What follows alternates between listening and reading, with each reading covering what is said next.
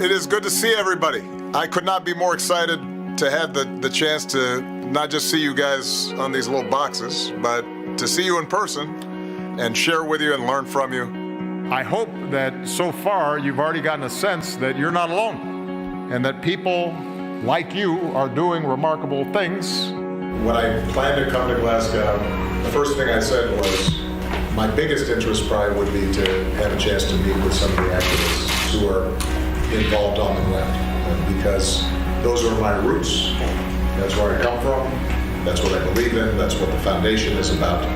The Obama Foundation Leaders Program is a 6-month non-residential leadership development journey that our participants undertake in order to augment their leadership skills and also build a support. Of our Obama leaders in Europe who are organizing on social media to help Ukrainian refugees, offering food and shelter and jobs and rides. We have a choice right now. Do we allow our democracy to wither, or do we make it better? That's the choice we face, and it is a choice worth embracing.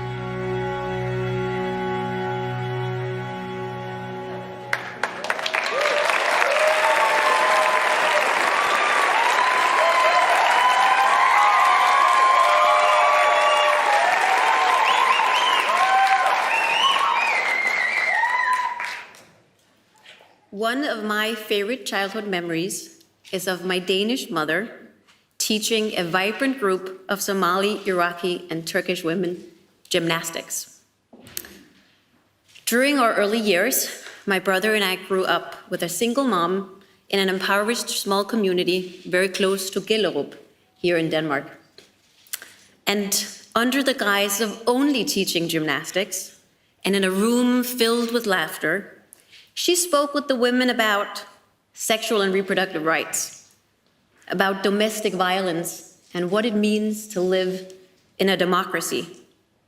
Back then, I would have never imagined that I, building on my mother's work, would dedicate my life to connecting people with critical information. I work as an entrepreneur at the intersection of education and technology, with more than 120 NGOs. Our brave partners work in the sphere of sexual and reproductive rights, democracy, and the Sustainable Development Goals. And they connect young people with trusted information and learning experiences about these issues and others. Spaces like these have become critical in addressing some of the collective failures of our generation and those before us. I stand before you today and appeal to you with a sense of urgency. While the increasing use of smartphones and social media first came with the whisper of renewed democratic participation, fake news and misinformation dominate the digital landscape and result in an erosion of the fabric of truth and polarization. The young people on our platform are concerned about the Russian invasion of Ukraine. They're concerned about our lacking advancement on climate change. We expect technology giants to enter a new era where digital ethics and transparency are a baseline, not an extravagance. There is much to be solved still, but my sense of hope remains intact. Throughout my experience as an Obama Foundation leader, President Obama and my peers have taught me that it's okay for a young woman to have big dreams and to articulate those dreams with a sense of pride. They have shown me that the pursuit of big dreams is challenging, but we are the change we've been waiting for. It takes true courage, even for a president, to have your legacy built not only by your own actions, but by the actions of others leading through your example. What shall be our collective legacy as we leave Copenhagen? Whom better to facilitate the exploration of the most pressing issues of our time and how we may solve them than President Obama? Please join me in welcoming him here on stage in Copenhagen.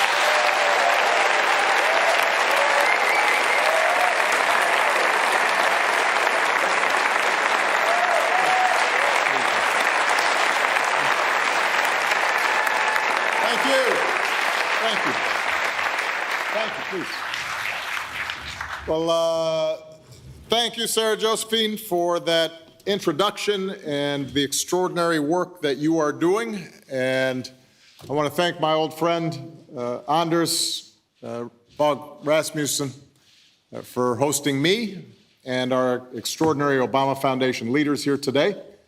It is wonderful to see all of you. And I am confident that there have been extraordinary discussions that have been taking place since this conference began. As we meet, Ukraine obviously weighs heavily on our hearts and our minds. We've all witnessed the terrible suffering in a war that recalls Europe's darkest history. But we have also witnessed the Ukrainian people's heroic resistance to Russian aggression. They've united to defend not just their sovereignty, but their democratic identity. And their actions have rallied much of the world behind the values of self-determination and human dignity. It's inspiring.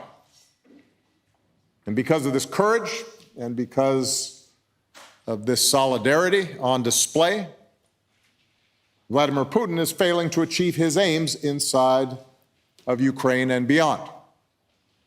NATO has stepped up and has grown stronger. Finland and Sweden are seeking swift accession. Countries have welcomed displaced Ukrainians with open arms. Meanwhile, Russia is cut off from resources and revenue, and many of its best and brightest have left. A blow to its present, but also to its future. So we should take heart from Ukrainian resolve and from renewed transatlantic solidarity. And I know that's been discussed at this conference. These are signs of hope in the midst of despair. But make no mistake, this war is far from over. The costs will continue to mount. The course of events, as Anders and I discussed before we came out, are hard to predict. And our support for Ukraine must remain strong, steadfast, and sustained until this conflict reaches a resolution.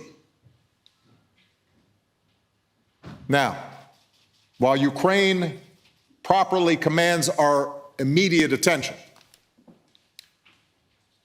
it's also important to recognize that Putin's lawlessness is not happening in isolation. As I'm sure previous speakers have noted, on every continent, we are seeing democratic backsliding. On every continent, emboldened autocrats are ramping up repression. They're targeting minority groups. They're often flouting international law. Just as disturbing, within democracies, populist appeals grounded in fear and bigotry and resentment have elevated leaders who, once they're in office, have sought to systematically undermine democratic institutions and entrench themselves in power. In my own country, the forces that unleashed mob violence on our capital are still churning out misinformation and conspiracy theories. For those of us who fervently believe in the ideals of democracy, The question is, how do we respond? And if nothing else, recent events should shake us out of complacency. Now, there was a trend after the fall of the Berlin Wall, the sense that history was inevitably going to usher in a democratic world. Well, we've been reminded that democratic practice, democracy, is neither inevitable nor self-executing. Most of recorded human history is a chronicle of violence and ignorance and conflict, of strong nations subjugating weak nations, of groups using tribe or race or gender or religion or some other difference to justify dominion over others, to grab land and territory and resources. Sometimes to do it just because they can. Democracy, by contrast, has, for most of human history, been an anomaly.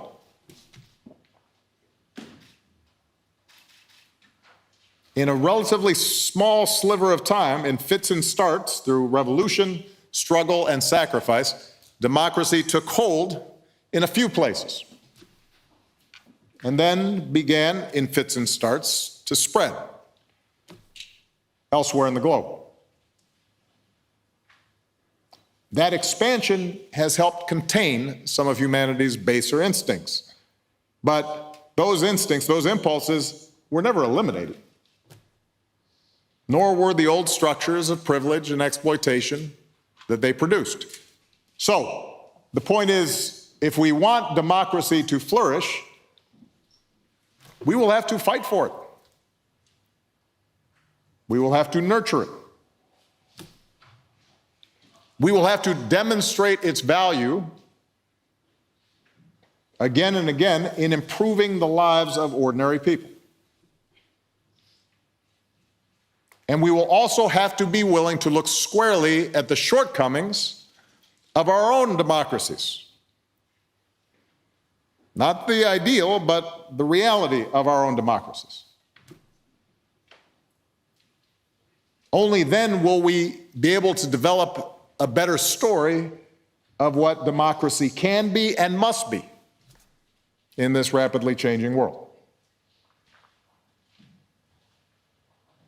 Now, for some of us, certainly those attending this conference, particularly those of you with gray hair like me, the virtues of democracy may seem obvious.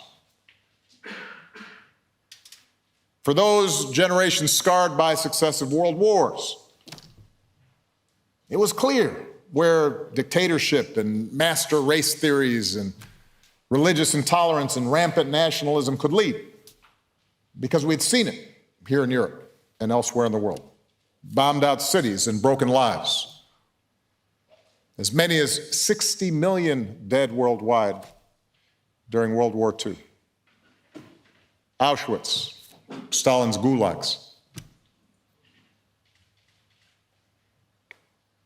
For the Allies who emerged victorious, the goal was to prevent a repeat of such tragic history. So they built institutions to check unbridled power and to protect civil society and to foster pluralism. And they realized, well, if we're going to fight this battle, maybe we have to fix some of the things in our own democracies and make them more representative. Make our hypocrisy, the gap between our words and our deeds, less obvious. Internationally, they erected a multilateral system to reinforce international norms and recognize universal rights and encourage the peaceful resolution of disputes. And as imperfect as these institutions were, most people during this period understood, to paraphrase Winston Churchill, that democracy beat the alternatives. 2 cheers for democracy.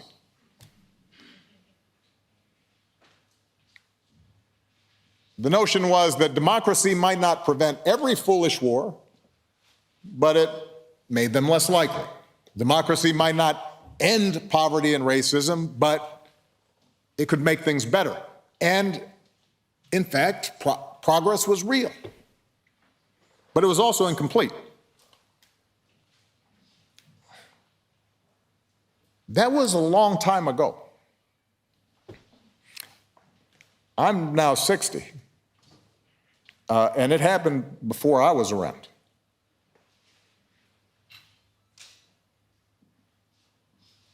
Most of the people alive on the earth today don't have that as a reference point. Today, abstract appeals about democracy won't persuade the jobless youth on the outskirts of Paris, may not persuade families in northern England struggling to pay the bills, or the displaced workers in the former factory towns of the American Midwest. And they barely register with the hundreds of millions of people trapped in poverty around the world. You know, a few weeks ago, I met with some young leaders who had just completed one of our Obama Foundation programs. We were in New York City. One of the participants was a remarkable young African who had built an organization that expands educational opportunities for underserved youth. And he asked me a question. He says, President Obama, how do I answer my peers who argue that democracy in our country has failed to deliver? Everywhere we see corruption, poverty, a lack of progress despite election after election. When my peers look at China, he said, they see a model of orderly advancement and material improvement in people's lives. So even if it means restrictions on some freedoms, isn't it worth the trade-offs? And instinctively, I pointed out that the same system in China that his friends were praising now had let millions die of starvation and produced the chaos of the Cultural Revolution. I told the young man he was too young to remember what life was like in his own country before democracy came, how there had been a brutal civil war that resulted in the death of millions, chronic corruption, and strife under subsequent military regimes. So I told him, you need to broaden your lens, and he listened politely. What was he going to do?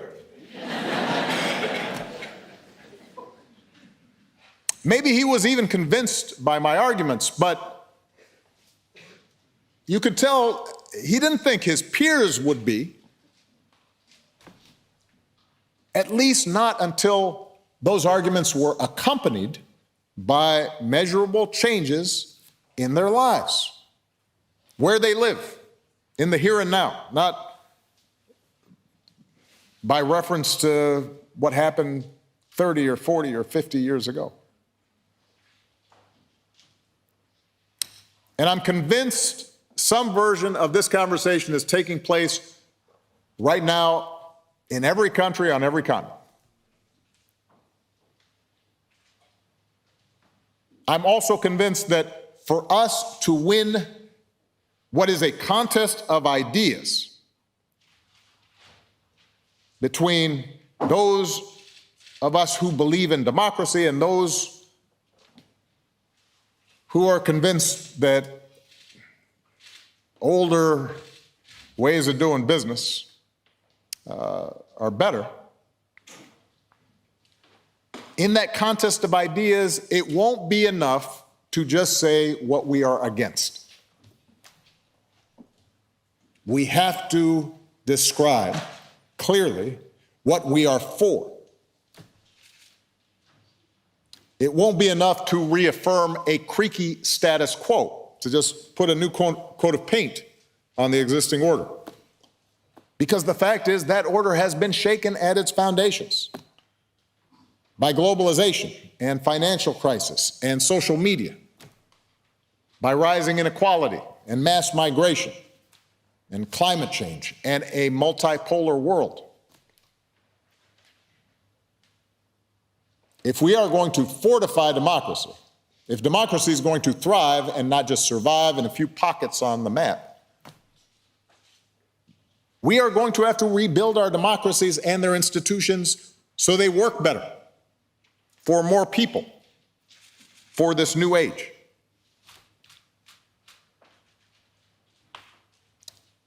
Now, I am not here to offer a 10-point plan. I'm no longer running for office. Also, I don't have all the answers. And mainly, I'm not here to offer a 10-point plan because I want you to hear from some of the young leaders that we work with.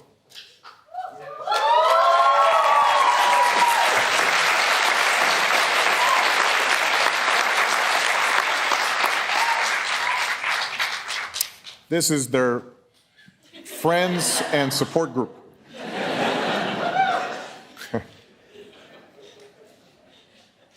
I thought we were going to drink later. Did you guys get an early start?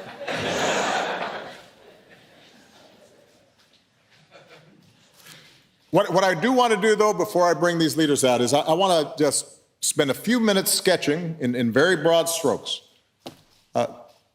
some of the work that I believe lies ahead. And to begin with, we need to be clear that democracy is about more than elections. Most of us understand this, but I think we really have to continually focus in on this.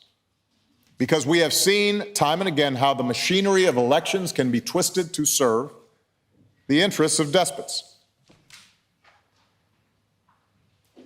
I believe a genuine democracy must be rooted in the core principle that all persons, regardless of their race, religion, ethnicity, sexual orientation, physical capacity, economic status, all persons have an inviolable dignity and worth, and that they are entitled to a say in how they are governed and deserve equal treatment in the eyes of the law. That, to me, is a core principle of democracy. There was a time, and the reason it's important for us to say this is because there was a time, a long time, when countries could claim to be model democracies, despite the fact that they maintained effective caste systems. Racial caste systems, religious caste systems, gender caste systems, treated people differently but said, oh, we're model democracies. No more. No democracy is perfect. And injustice is embedded in every society. We can acknowledge that. But any system of government that wants to call itself a democracy while codifying injustice violates the very essence of the word. So that's a core principle at the center of the democratic project. And this core principle has to be operationalized. Yes, through free and fair elections, but also through institutions that guarantee basic rights, like the freedom of speech and assembly and the ability to practice one's faith. It needs institutions that ensure the equal administration of justice and promote transparency and establish a process to resolve differences and transfer power peacefully. That's what we mean by true democracy, a system in which we, the people, includes all and not just some citizens. Now, within that, the particulars of any nation's constitution, political process, administrative machinery may vary based on custom or tradition, but I believe that the pursuit of the deeper value must be our North Star. By those standards, Some democracies are doing better than others. Collectively, we're all falling short. To build stronger democracies and beat back this trend towards authoritarianism, we will all need to raise our game. And I'd suggest we focus on 4 broad areas. Number 1, for democracy to flourish, we need to develop models for a more inclusive and sustainable capitalism.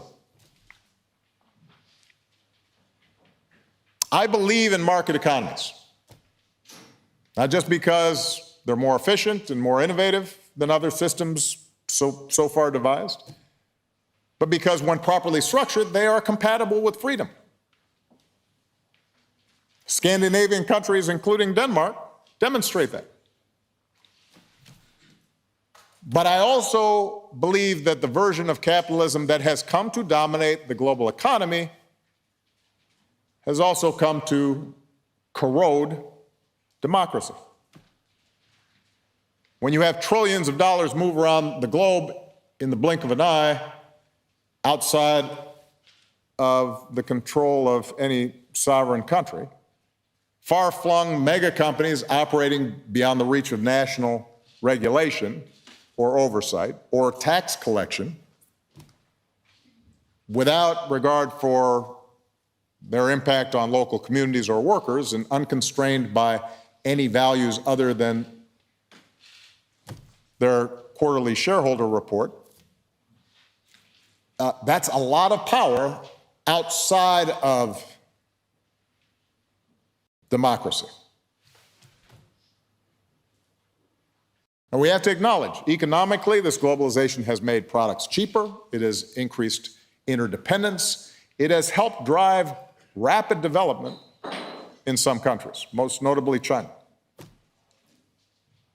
But it has also driven income inequality to levels not seen in generations. In wealthy countries, it's amplified the loss of bargaining power for workers. It's stunted wage growth. It's reduced the status of many workers. Maybe for all but a narrow band of people in the knowledge professions. For some poorer countries, the shift towards automation, the relentless foreign competition, has actually made it harder to develop viable local industry and expand a fledgling middle class. And there's been a constant brain drain of educated and skilled workers.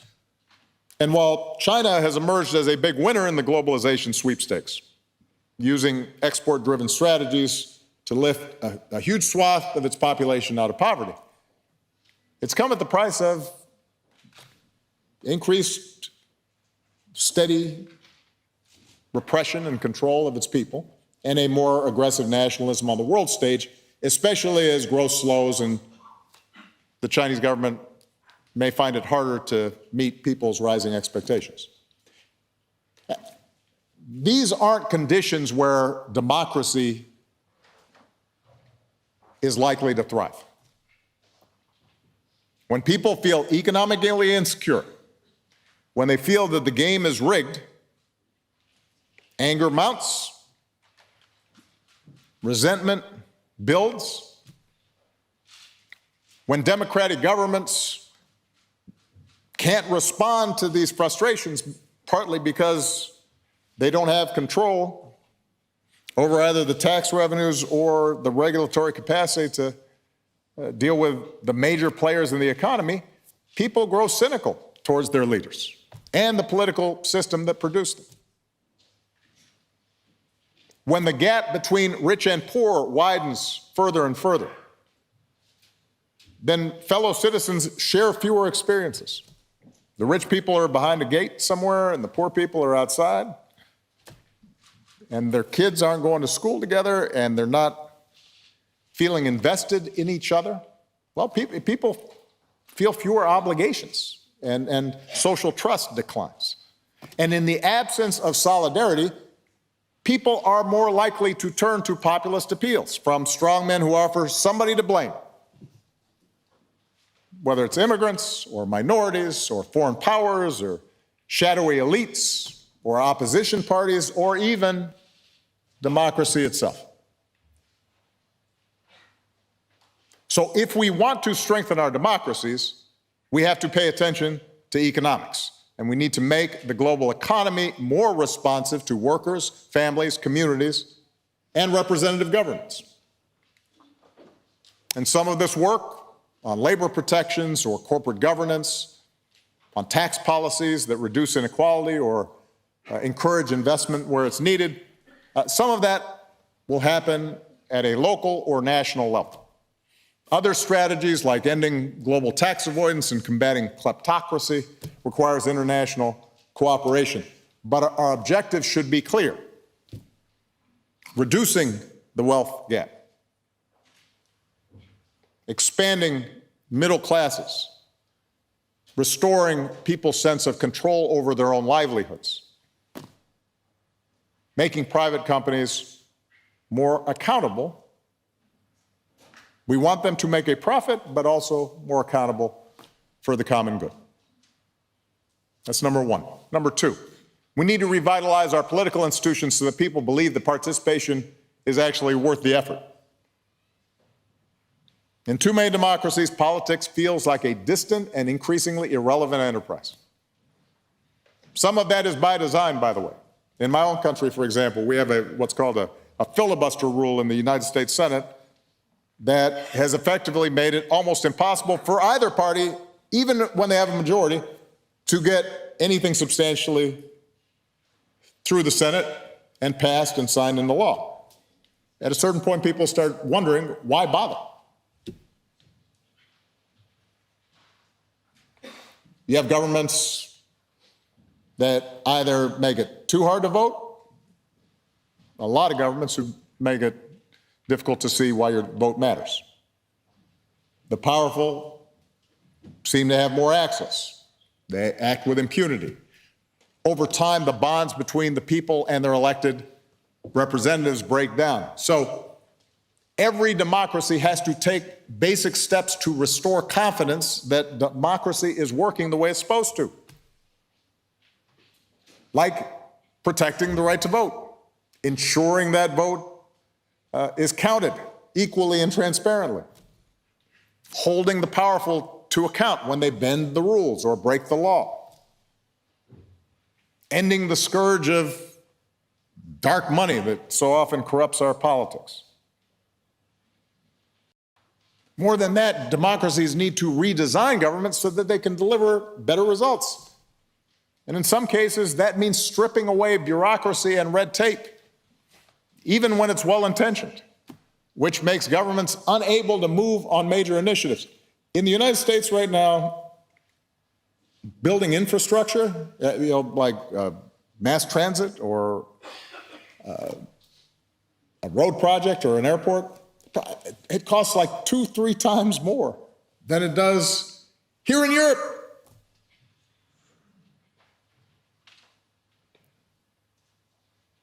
And in some cases, it means pushing more decision-making to the local and regional level, so we can road test new ideas to solve problems and build bridges between those in power and the people that they're supposed to represent. An issue here in Europe that has to be paid attention to. The bottom line is that people care about democratic process, but they also want to see results.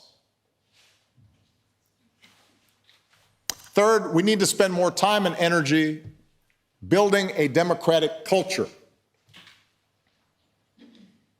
Those of us who promote democracy, we're often progressive, we focus a lot on policy. We see politics and governance as a pluralistic negotiation between competing, rational, self-interested actors. That's not what moves people in the world.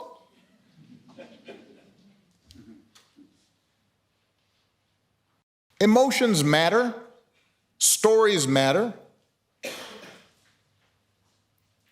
People care about meaning and purpose and belonging and status. And in this age of uncertainty and polarization, we've seen the loss of many of the stabilizing foundations in people's lives, whether it's neighborhoods that are disrupted or religious, cultural, civic organizations that are atrophying.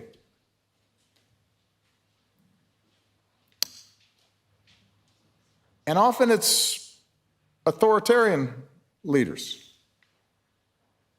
who understand this, and those who believe in democracy struggle to catch up. We avoid what, in the United States at least, we call culture wars, because we want to focus on tax policy. But those emotions are powerful, and they're legitimate. Purpose, meaning, connection, those things do matter.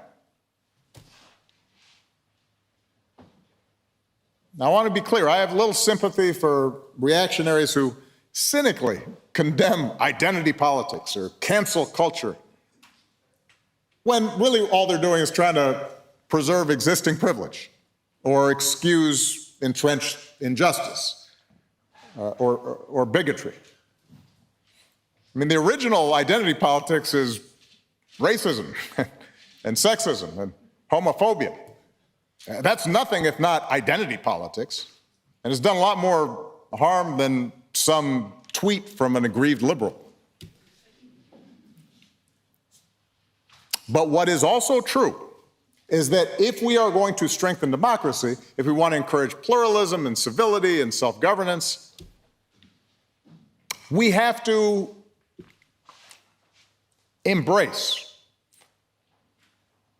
and restore a language of mutual respect that speaks to people's need for belonging, that they care about the traditions they come from.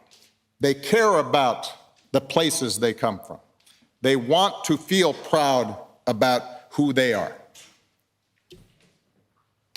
And that's easier to do in homogeneous countries. It's harder to do as countries become more diverse. So my point is, a big part of strengthening democracy is not just about politics and policy, it is about culture. And we have to embrace that. We have to expand the civic education we provide our children and give them practice to live in a democracy. We have to create organizations that give them experience in working with people who are different and exercise their civic muscles.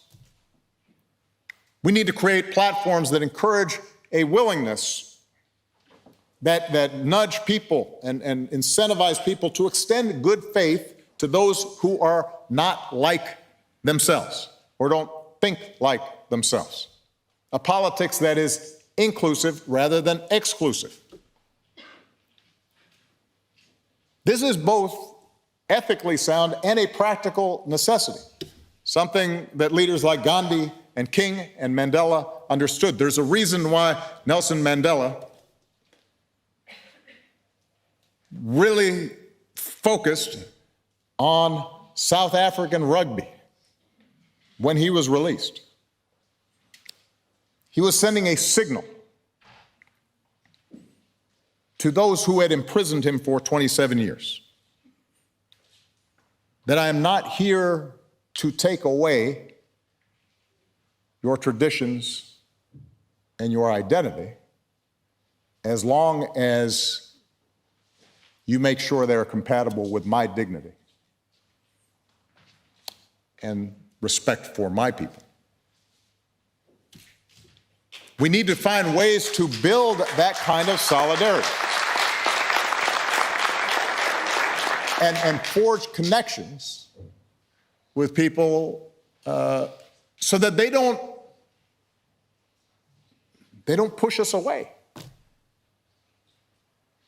That doesn't mean that we have to indulge traditions that don't live up to our core principles of equality and human dignity.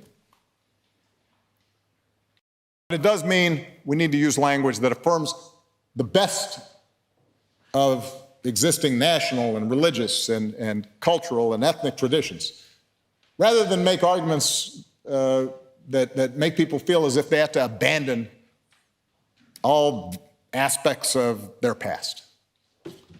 We can reckon with our darker history without asking people to reject their own identities. Indeed, progress is about doing the work of perfecting our unions, not repudiating the possibility of unity. Finally, as we do all these things, we have to take steps to detoxify our discourse, particularly the scourge of disinformation and conspiracy theories and hate online that has polluted our political discourse. Now, I spoke at length about this at Stanford University in the spring. I'll just reinforce a few key points. Technology companies have to accept a degree of democratic oversight and accountability. Profit can't be the only driver for platforms who've acquired power that was once reserved for nation states. And while no human endeavor can eliminate human fallibility, we can actually make these things better. These technologies and platforms were made by human beings. Human beings can make them work better. And I look forward to doing more work in the months to come to lift up and put forward new ideas around technology and the other areas that I just mentioned. Because these are the areas where we all have to do better. It's going to determine the fate of our democracies, whether they stick, whether they get stronger, or whether they continue to get weaker. But although I'm ready to volunteer and sign up and work with existing groups and organizations that are focused in these areas, I want to underscore I'm probably not going to be the main driver of solutions at this stage, nor are many of us in this room who've already, I won't say are past our primes, but have gone through, run through positions of power. Because we need to build democracy for the future, not the past. And what gives me hope is the promise and potential of the next generation of leaders who are coming up. Young people who understand that the future of democracy, and in fact the very planet that we live on, hangs in the balance. These young people are ready to do the work, and many of them are already deeply engaged in the project of rebuilding our democracies. That's who Michelle and I are supporting at our foundation, and that is why I'm so glad to be joined by just a small sampling of our extraordinary Obama Foundation leaders from all across Europe who've gathered here today.